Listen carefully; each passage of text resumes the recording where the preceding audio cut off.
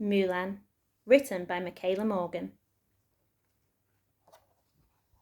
Long ago, and far away, in a land of dragons and battles, there lived a famous warrior. This is the tale of that hero. Mulan was working quietly in her corner of the house, just as she did every day. She was at her loom, weaving, just as she did every day. Shh, shh, went the shuttles of her loom. It was quiet in the house. Mulan's father, tired and ill, was tossing and turning in his bed. Mulan's mother, busy as ever, was making a meal. Little brother was playing as quietly as little brother could. Shh, shh, went the shuttles of the loom. But there was another sound.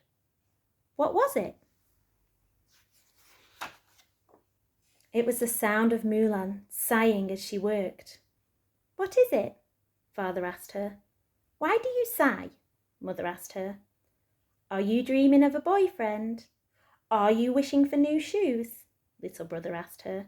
He was a cheeky boy and liked to tease his older sister. I'm thinking of the poster I saw in town, said Mulan. She sighed again. Our country is under attack. We have been ordered to send a man from this family to fight in the Emperor's army. War.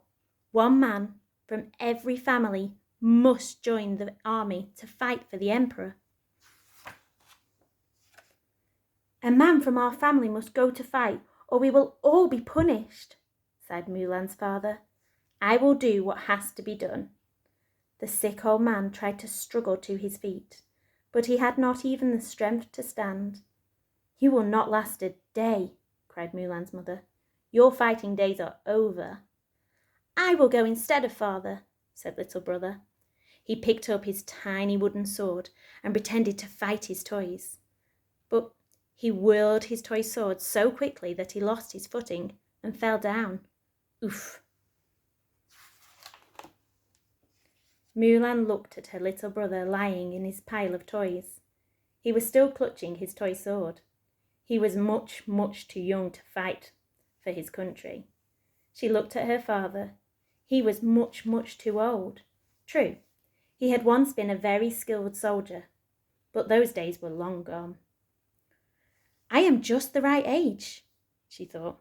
I can run and ride better than many boys. I can think quickly. I have helped father practice his fighting skills for years. I should be the one who joins the army. Mulan spoke up bravely. I want to buy a saddle and horse. I will go to the army in father's place.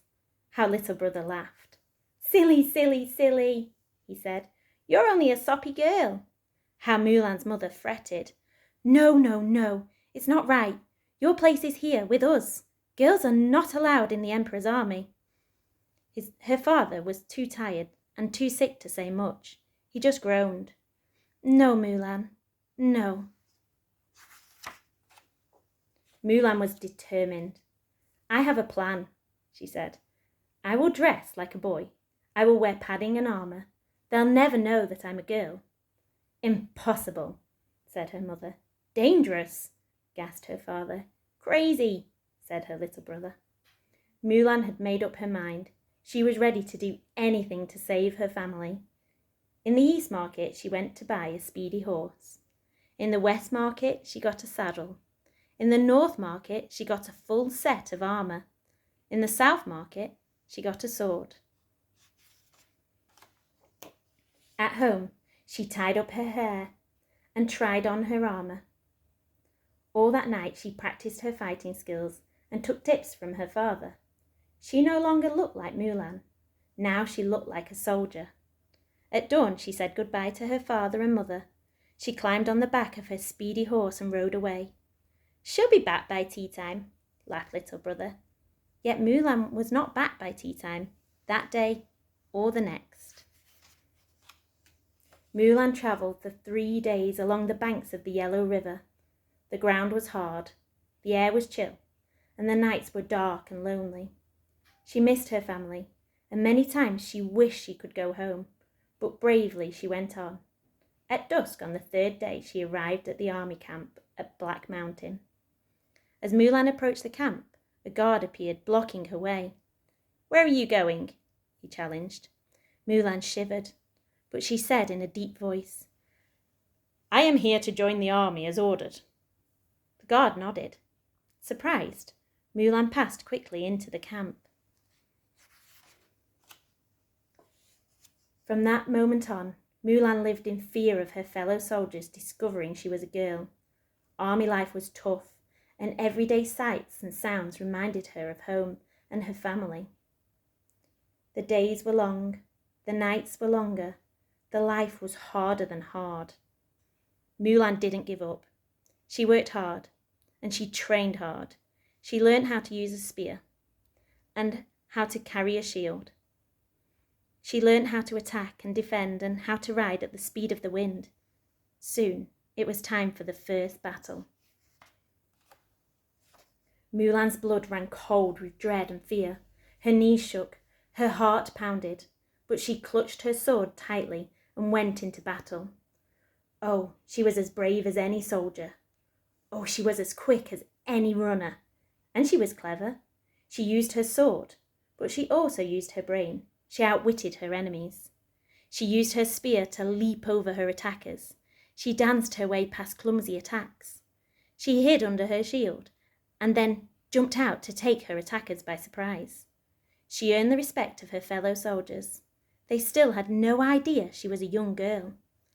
They clapped her back and said, "What clever tricks you use." That was the first battle of many. She became a fine warrior. She became a leader. She survived 1 long year, 2 years, 3 years, 4, 5, and 6, and 7, and more. For 10 long years, she survived. She travelled far. She rode through great green forests. She rode across hot red deserts. She rode up steep and snowy mountains. She rode 1,000, 2,000, 3,000 miles, 4, 5,000, 6,000, 7 and more. She travelled 10,000 miles.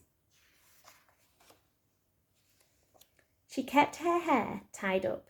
She kept her courage strong, and she kept her secret well.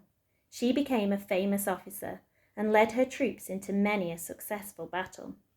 But every night she dreamed of her home, her mother, her father, and her little brother. She wondered how they were. Finally, the war was won. The emperor was pleased with Mulan. "You have been brave and true," he said. "Ask any reward and you can have it. Gold, diamonds, palaces." Mulan knew exactly what she wanted. "I want a fast horse. I want my freedom," she said. "I want to leave fighting behind and return to my family to live in peace." Her wish was granted. When father and mother heard the sound of horses' hooves, they came out to look. They saw a fine officer riding towards them. It was Mulan, followed by her troop of soldiers. She looked so splendid, riding her fine horse. Little brother ran out to welcome the soldiers and to cheer. Mulan went into the house, to her old rooms. She sat at her old table and took off her armour. She let down her hair. She washed the dust off. She put on her dresses, long and flowing. Then she went out of the door and greeted her troops of soldiers. "I am Mulan," she said. Her comrades were all amazed. "A girl?" they shouted. "Not possible." It took a lot of explaining before they could believe it. The soldiers were so amazed that they told Mulan's tale far and wide. The story of how a young girl became a warrior spread from person to person. It crossed mountains and oceans to many different countries. In Mulan's land, people still sing about her. It's hard to believe that it could be so, but now we have learnt, now we know, not to judge people by how they look.